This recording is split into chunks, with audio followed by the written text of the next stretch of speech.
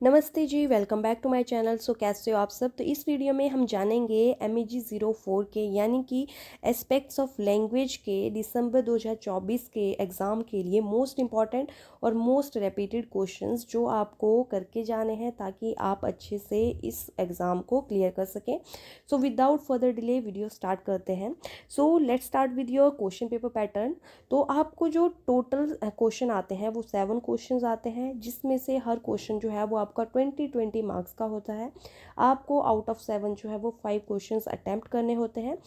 तो यहाँ पर आपका जो क्वेश्चन नंबर फर्स्ट होता है वो कंपलसरी होता है, एंड जो रिमेनिंग 6 क्वेश्चंस हैं उनमें से आपको कोई 4 जो है as per your choice attempt करने होते हैं।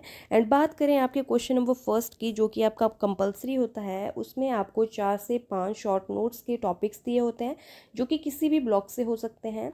एंड आपको इन 4 से 5 टॉपिक्स में से कोई भी 2 टॉपिक्स जो हैं वो एक्सप्लेन करने होते हैं, यानी कि कोई 2 शॉर्ट नोट जो हैं वो आपको अटैम्प्ट करने होते हैं। एक शॉर्ट नोट जो है वो आपका 10 मार्क्स का रहता है, तो आपको 2 अटैम्प्ट करने हैं, तो इसलिए आपका क्वेश्चन नंबर फर्स्ट जो है वो 20 मार्क्स का कंप्लीट बनता है।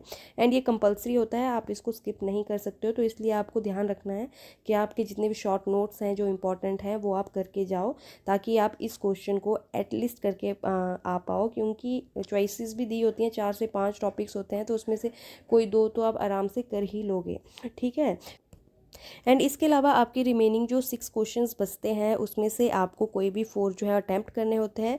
आपका एक क्वेश्चन जो है वो यहाँ पर 20 मार्क्स का रहता है, तो आप रिमेनिंग में से 4 अटैम्प्ट करोगे तो आपका 80 मार्क्स का ये बनता है। एंड क्वेश्चन नंबर फर्स्ट जो है वो 20 मार्क्स का रहता है, रिमेनिंग 4 क्वेश्चन आपके 80 मार्क्स के होते हैं। एंड इस तरह से आपका एग्जाम जो है वो 100 मार्क्स का कंप्लीट बनता है। तो ये तो था आपका क्वेश्चन पेपर पैटर्न। तो चलो मैं सबसे पहले आपको क्वेश्चन नंबर फर्स्ट के लिए मोस्ट इंपॉर्टेंट शॉर्ट नोट्स के टॉपिक्स बता देती हूँ। बिकॉज क्वेश्चन नंबर फर्स्ट, जैसे कि मैंने आपको बताया, कंपलसरी होता है। एग्जाम में आप शॉर्ट नोट्स को अवॉइड ही नहीं कर सकते हो। तो इसलिए जान लेते हैं आपके most important and most rapidly जो पूछे गए आपके शॉर्ट नोट्स हैं उनके बारे में। सो हमारा फर्स्ट इंपॉर्टेंट शॉर्ट नोट रहेगा बाइलिंगुअलिज्म। सेकंड है कार्डियल वॉवल्स। थर्ड है post independence language policy. Fourth है पिडगिन एंड क्रेओल्स। फिफ्थ है difference between monoism and dualism. Sixth है सैपी-वुल्फ हाइपोथेसिस। एंड सेवन्थ है आर्टिकुलेटरी सिस्टम। एट्थ है the binding theory. And ninth है deconstruction. तो अगर आप इन 9 शॉर्ट नोट्स को भी करके जाओगे तब इनमें से कोई 2 तो आपके एग्जाम में आए ही होंगे, 2 नहीं तो 1 तो 100% होगा। तो आप एटलीस्ट इनको करके जाना। एंड अगर आपकी किस्मत अच्छी रही तो आपको इन्हीं में से कोई ना कोई शॉर्ट नोट्स जो हैं वो पूछे गए होंगे। तो ये तो थे आपके इंपॉर्टेंट शॉर्ट नोट्स। तो अब देख लेते हैं आपके मोस्ट इंपॉर्टेंट क्वेश्चंस जो कि MEG 04 में रैपिडली पूछे गए हैं एंड इस बार भी आने के आपके चांसेस हैं। सो हमारा फर्स्ट इंपॉर्टेंट क्वेश्चन है, critically review the changes that have taken place in language planning from 1690s to 1990s and explain its importance in today's times. And second question है, what is the difference between the generativists and the structuralists. In what ways have the generativist advancements on the structuralists. Question number third है, discuss and illustrate the different processes involved in forming new words in the English language. Next important question रहेगा, classify and describe the consonant sounds of English based on the place and manner of the articulation.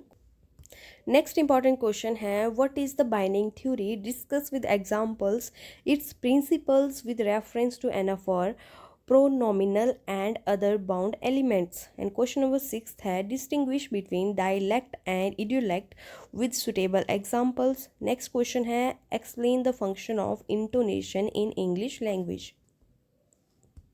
Question number 8 है, describe with examples the main categories of the consonant phonemes of English.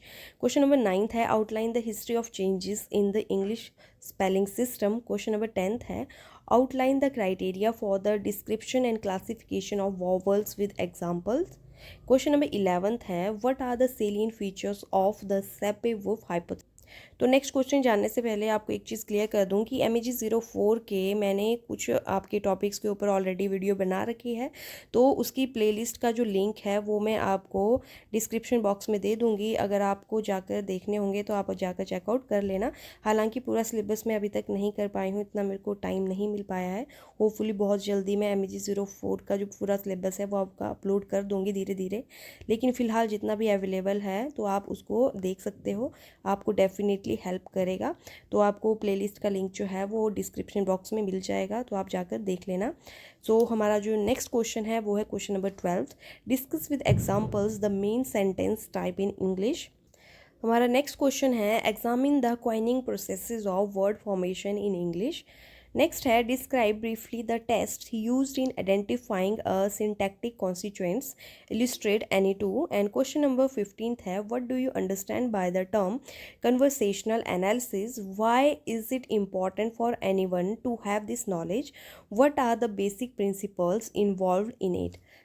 सो हमारा अगला question है how do we classify morphemes in English, explain with examples to draw the distinction between free and bound, grammatical and lexical. So हमारा अगला question है question number 17, describe the English vowels and explain how they are different from consonants. हमारा अगला question है discuss code mixing and code switching, how are social goals of communication achieved in the process.